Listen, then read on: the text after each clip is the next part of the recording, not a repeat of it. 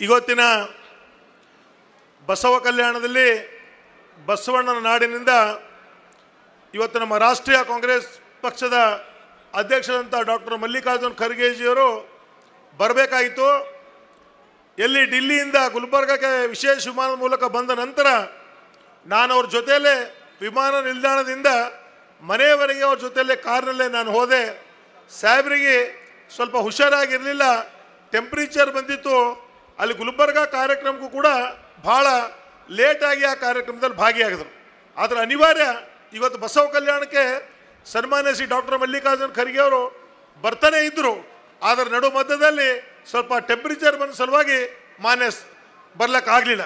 ಇವತ್ತು ವಿಶೇಷವಾಗಿ ಈ ಕಾರ್ಯಕ್ರಮವನ್ನು ಉದ್ದೇಶಿಸಿ ಮಾತಾಡಿದ್ದಕ್ಕಂಥ ಮುಖ್ಯಮಂತ್ರಿಗಳ ಸಲಹೆಗಾರರು ಹಿರಿಯರು ಆದಂಥ BR ಪಾಟೀಲ್ಜಿಯವರೇ, ಆತ್ಮೀಯ ಸ್ನೇಹಿತರು, ಕರ್ನಾಟಕ ಸರ್ಕಾರದ ಮಂತ್ರಿಗಳಾದಂಥ ಈಶ್ವರ್ ಖಂಡ್ರೆ ಅವರೇ, ಇನ್ನೊಬ್ಬ ಆತ್ಮೀಯ ಸ್ನೇಹಿತರು ಸಚಿವರಾದಂಥ ರಹೀಂ ಖಾನ್ ರವರೇ, ಈಗಾಗಲೇ ಮಾತಾಡಿದ್ದಕ್ಕಂಥ ಮಾಜಿ ವಿಧಾನ ಪರಿಷತ್ನ ಸದಸ್ಯರಾದಂಥ ವಿಜಯ್ ಸಿಂಗ್ ರವರೇ, ವೇದಿಕೆ ಮೇಗಿದ್ದಂಥ ವಿಧಾನ ಪರಿಷತ್ನ ಸದಸ್ಯರುಗಳಾದಂಥ ಡಾಕ್ಟರ್ ಚಂದ್ರಶೇಖರ್ ಪಾಟೀಲ್ ರವರೇ, ಭೀಮರಾವ್ ಪಾಟೀಲ್ ರವರೇ, ಅರವಿಂದ್ ಅರಳಿ ಅವರೇ, ನಮ್ಮ ಅಧ್ಯಕ್ಷರಾದಂಥ ಮಾಲಾಜಿ ಅವರೇ, ನಮ್ಮ ಬೀದರ್ ಡಿಸ್ಟ್ರಿಕ್ಟ್ ಕಾಂಗ್ರೆಸ್ ಕಮಿಟಿಯ ಅಧ್ಯಕ್ಷರಂಥ ಬಸವರಾಜ್ ಜಾಬ್ಶೆಟ್ಟಿ ಅವರೇ, ಮಾಜಿ ಶಾಸಕರಾದಂಥ ಅಶೋಕ್ ಖೇಣಿ ಅವರೇ, ಇನ್ನೂ ವೇದಿಕೆ ಮೇಗಿದ್ದಂಥ ಧನರಾಜ್ ತಾಳಂಪಳ್ಳಿ ಅವರೇ, ಎಲ್ಲ ನನ್ನ ಕಾಂಗ್ರೆಸ್ ಪಕ್ಷದ ಹಿರಿಯರೇ, ಇಲ್ಲಿ ನೆರೆದಂಥ ಎಲ್ಲ ಕಾಂಗ್ರೆಸ್ ಪಕ್ಷದ ನಮ್ಮ ನಾಯಕರುಗಳೇ, ಮಾಧ್ಯಮದ ಸ್ನೇಹಿತರೆ, ನಾನು ಜಾಸ್ತಿ ಸಮಯ ತಗೊಳ್ಳೋದಿಲ್ಲ, ಯಾಕಂದ್ರೆ ಮಳೆ ಬರ್ತಾ ಇದೆ ಪಾಪ ನಿಮಗೆ.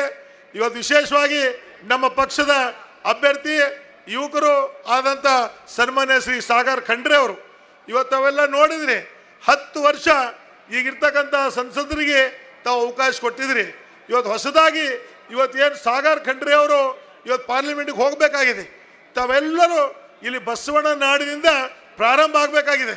ಈಗಾಗಲೇ ಹಿರಿಯಾದಂಥ BR ಪಾಟೀಲ್ರವರು ಇವತ್ತು ಮೋದಿಯವರ ಬಗ್ಗೆ ಆಗಲಿ ದೇಶದ ಬಗ್ಗೆ ಆಗಲಿ ಯಾವ ರೀತಿ ನಡೀತಾ ಇದೆ ಎಲ್ಲನೂ ಕೂಡ ಅವ್ರು ಹೇಳಿದ್ದಾರೆ. ಇವತ್ತು ನಾನು ಇಷ್ಟೇ ಹೇಳಕ್ಕೆ ಇಚ್ಛಪಡ್ತೀನಿ, ತಾವು ಅಭ್ಯರ್ಥಿ ನೋಡಿ, ಇವತ್ತು ಯಾವ ಅಭ್ಯರ್ಥಿಗೆ ಮತ ಹಾಕಬೇಕು, ಯಾವ ಪಕ್ಷಕ್ಕೆ ಹಾಕಬೇಕು, ಯಾವ ಪಕ್ಷಕ್ಕೆ ಹಾಕಿದ್ರೆ ನಮಗೆ ಒಳ್ಳೇದಾಗ್ತದೆ. ಈಗಾಗಲೇ ಕಾಂಗ್ರೆಸ್ ಪಕ್ಷ ರಾಜ್ಯದಲ್ಲಿ ಅಧಿಕಾರದಲ್ಲಿದೆ.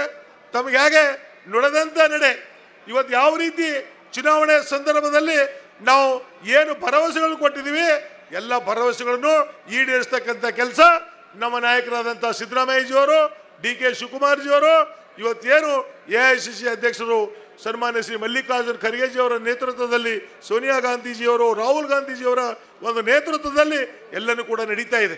ಇನ್ನೂ ಕೂಡ ಮುಂದೆ ಇವತ್ತು ದೇಶದಲ್ಲಿ ಇಂಡಿಯಾ ಮಿತ್ರಕೋಟೆ ಅಧಿಕಾರಕ್ಕೆ ಬಂದರೆ ಇನ್ನೂ ಅನೇಕ ಯೋಜನೆಗಳು ಈಗಾಗಲೇ ವಿಜಯ್ ಸಿಂಗ್ ಅವರು ಹೇಳಿದ್ದಾರೆ. ಇವತ್ತು ಬಂಧುಗಳೇ, ತಾವೆಲ್ಲ ವಿಚಾರ ಮಾಡಿ, ಸಾಗರ್ ಖಂಡ್ರೆ ಅವರು ಇವತ್ತು ಯುವಕರಾಗಿದ್ದಾರೆ. ಇವತ್ತು ಹೇಳ್ತಾ ಇದ್ರು 26 ವರ್ಷ ಇವತ್ತು ಯುವಕರಿದ್ದಾರೆ. ಇವತ್ತೊಂದು ರಾಜ್ಯದಿಂದ ಒಂದು ಬೀದರ್ನಿಂದ ಒಂದು ಸಂದೇಶ ಹೋಗಬೇಕಾಗಿದೆ. ಇವತ್ತು ದಿಲ್ಲಿಗೆ ಇವತ್ತು ಯುವಕರಿಗೆ ಇವತ್ತು ಯುವಕರ ಪಡೆ ಕಟ್ಟಿ ಇವತ್ತು ರಾಜ್ಯದಲ್ಲಿ ಒಂದು ಒಳ್ಳೆ ಕಾರ್ಯ ಮಾಡ್ತಕ್ಕಂಥ ತಾವೆಲ್ಲರೂ ಕೂಡಿ ವ್ಯವಸ್ಥೆ ಮಾಡಿಕೊಡ್ಬೇಕಾಗಿದೆ. ಇವತ್ತು ನಾವೆಲ್ಲರೂ ಜೊತೆಗೆ ಸೇರಿ ಇವತ್ತು ಮಾಧ್ಯಮ ಸ್ನೇಹಿತರು ತಾವೆಲ್ಲ ಇದ್ರ, ಅವರಿಲ್ಲ ಇವರಿಲ್ಲ, ಇವ್ರು ಬಂದರು ಅವ್ರು ಬಂದರು, ನಾವೆಲ್ಲರೂ ಕೂಡಿ ಜೊತೆಗೂಡಿ ಕೆಲಸ ಮಾಡ್ತಕ್ಕಂಥ ಕಾರ್ಯದಲ್ಲಿ ನಾವೆಲ್ಲರೂ ಕೂಡ ತೊಡಗಿದ್ದೀವಿ. ಇವತ್ತೆಲ್ಲರೂ ಸೇರಿ ನಮ್ದು ಒಂದೇ ಒಂದಿದೆ, ಈ ಭಾಗದಿಂದ ನಮ್ಮ ಅಭ್ಯರ್ಥಿ ಆದಂಥ ಸಾಗರ್ ಖಂಡ್ರೆ ಅವರು ಗೆಲ್ಲಬೇಕು. ಇವತ್ತು ಪಾರ್ಲಿಮೆಂಟಲ್ಲಿ ನಮ್ಮ ಬೀದರದ ಒಬ್ಬ ಧ್ವನಿಯಾಗಿ ಕೆಲಸ ಮಾಡಬೇಕು ಅಂತ ನಮ್ಮೆಲ್ಲರ ಇಚ್ಛೆ ಇದೆ. ಅದಕ್ಕೆ ಬಂಧುಗಳೇ, ತಾವೆಲ್ಲ ದಯಮಾಡಿ ಈಗಾಗಲೇ 10 ವರ್ಷ ಸನ್ಮಾನ್ಯ ಶ್ರೀ ಭಗವಂತ ಖೂಬಾಜಿ ಅವರಿಗೆ ತಾವು ಅಧಿಕಾರ ಕೊಟ್ಟಿದ್ರಿ.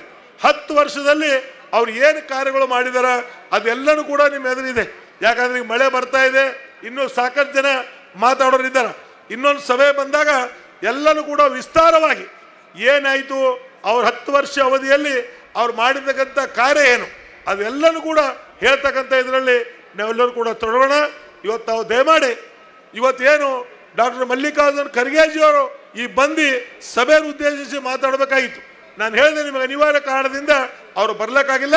ಮತ್ತು ಮುಂದೆ ಚುನಾವಣಾ ಸಂದರ್ಭದಲ್ಲಿ 7ನೇ ತಾರೀಕು ಒಳಗಡೆ AICC ಅಧ್ಯಕ್ಷ ಇರ್ಬೋದು, ನಮ್ಮ ಪಕ್ಷದ ಮುಖ್ಯಮಂತ್ರಿಗಳು ಮತ್ತು ಉಪಮುಖ್ಯಮಂತ್ರಿಗಳು ಎಲ್ಲರೂ ಕೂಡ ಬೀದರ್ ಜಿಲ್ಲೆಗೆ ಆಗಮಿಸಿ ಅವ್ರ ಸಭೆಯನ್ನು ಉದ್ದೇಶಿಸಿ ಅವ್ರು ಮಾಡಿರ್ತಕ್ಕಂಥ ಕಾರ್ಯಗಳ ಬಗ್ಗೆ ಕೂಡ ನಿಮ್ಮ ಜನರಲ್ಲಿ ಹಂಚ್ಕೊಳ್ತಕ್ಕಂಥ ಕೆಲಸ ಮಾಡ್ತಾರ ಅಂತ ನಾನು ಹೇಳಿ ಇನ್ನೊಂದು ಸಲ ಈ ಚುನಾವಣೆ ಬರ್ತಕ್ಕಂಥ 7ನೇ ತಾರೀಕಿದೆ. ನಮ್ಮ ಪಕ್ಷದ ಅಭ್ಯರ್ಥಿಯಾದಂಥ ಸಾಗರ್ ಖಂಡ್ರೆ ಅವರಿಗೆ ಕೈ ಚಿಹ್ನೆಗೆ ತಮ್ಮ ಅಮೂಲ್ಯವಾದ ಮತ ಕೊಡಬೇಕು ಅಂತ ಇನ್ನೊಂದು ಸಲ ಕಳಕಳಿಯಿಂದ ನಾನು ಕೇಳ್ಕೊಂಡು ನನ್ನ 4 ಮಾತು ವಿರಾಮ ಕೊಡ್ತೀನಿ.